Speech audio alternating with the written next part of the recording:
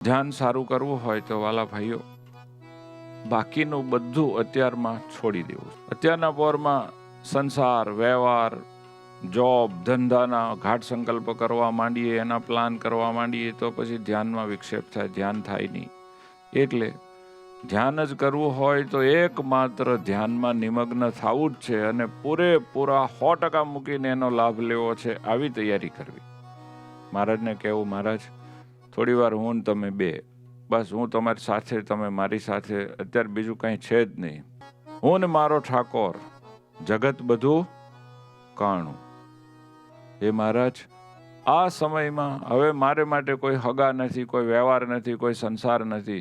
હું તો તમારો ભક્ત, તમારો મુક્ત, અને હું તો આત્મા છું. આત્માને આમ થયું કોણ હગું, કોણ લેવા દેવા, આમ સમજીને આપણે બધા જ થોડી વાર મહારાજમય થવા માટે તત્પર થઈએ.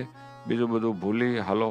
આંખો બંધ કરીને ગમે તો આંખો બંધ સાથે, આંખો ખુલ્લી રાખવી ગમે તો ખુલ્લી આંખે, પણ પ્રભુમાં પ્રેમ વધી જાય, ભાવ વધી જાય, સતત મહારાજનું સ્મરણ ચિંતન થાય એવું કરીશું.